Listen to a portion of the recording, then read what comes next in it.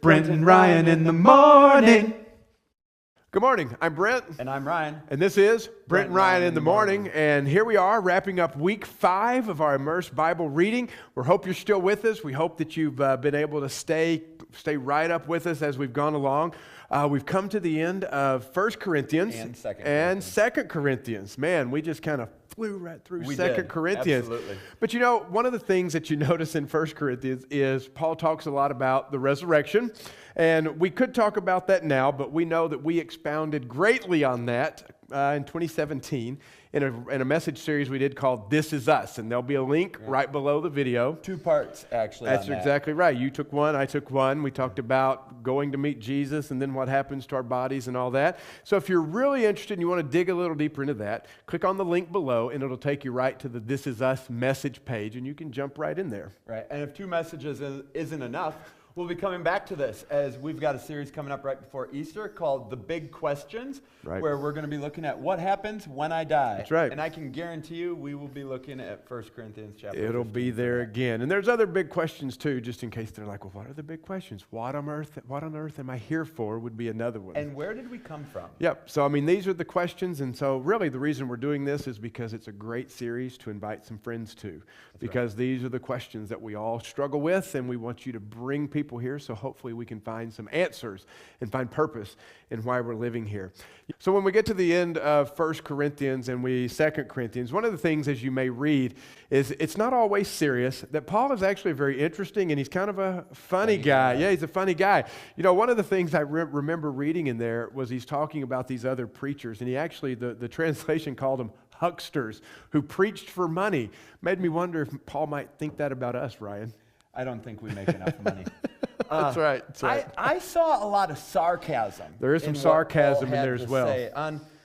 There were 2 pages back to back where I was like, wow, if I said that, I would hurt somebody's feelings. At one point, he said, talking about these hucksters, he said, when they enslave you, take everything you have, take advantage of you, control everything, and slap you in the face, I'm ashamed to say that we've been too weak to do that. And then a little later, he says, the only thing I failed to do was to become a financial burden. Please forgive me. Forgive me for not being a financial burden. Being a financial burden. You know, that whole thing led, just with all Paul said, there's other things that he talked about as well, because he says, you know, I am really bold far away. Far away. But I'm very timid when I'm there in person. And I thought, man, you give Paul an email account, you give Paul a Twitter account.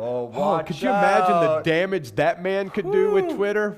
He's awful bold. But man, face to face, it's like, I don't know that I really meant that. That gives some people a run for their money. That's right. But speaking of money, Paul talks a lot about money, right? He talks a lot about money. This passage really, as we finished up on Wednesday, the end of 1 Corinthians, like the very last few paragraphs are Paul laying out his travel plan, saying, hey, I'm going to head to you, I'm going to stay for the winter, and I'm going to receive this offering that I'm taking to Jerusalem. Well, 2 Corinthians is really kind of him trying to straighten out. Things didn't go like he planned. They didn't go like he planned. He came too early, and they weren't ready for him. They didn't have the offering. Words were exchanged. People got upset. He didn't stay for long. You mean people got upset about money? I know. It's shocking. Shocking that anybody would get upset over money. Well, you know what? You got to get that money collected and counted just right. Right, accurate. Or you don't know what's going to happen. That's exactly right. So they wrote an entire book of our Bible, really, is holding addressing on to that. Right? Yeah. You know, when you get to the end of 2 Corinthians, one of the things that Paul really wants to focus in on is, and it's scattered all through the letter, is it's take a moment to examine yourself.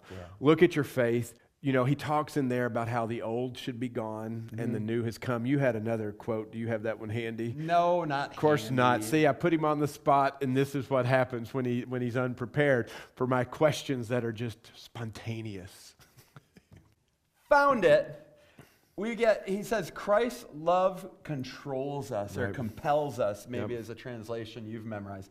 But Paul just talks about how everything he does and everything he wants for them to do is the result of Christ's love. The whole offering was ultimately because he expects, if you're a follower of Jesus, that the love of Jesus is what drives. There should be something different about us, and that goes back to the very end on that last page of 2 Corinthians. He says, examine yourself to see that your faith is genuine. And so, with that, my mind automatically thinks this way that says, well, that means there could be some in the church, in our church, where you show faith, but it's not a genuine faith. I mean, if the love of Christ is not controlling you, if the old is not gone, if you haven't been transformed, it could be possible that your faith is not genuine, and it's something Paul's like, no, this is serious enough. You need to make sure you're paying attention to it. So, all right, well, we're done through 2 Corinthians. Next week, we pick up with Galatians.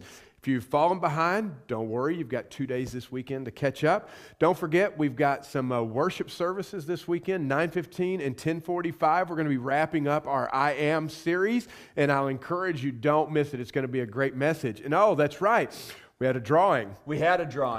We went through hundreds and hundreds of Facebook likes, YouTube subscribes. And letters written on, just snail mailed to us as well. It happened. We put Thousands. all the names in a big ping pong ball thing. Yep. Drew we one. rolled it around.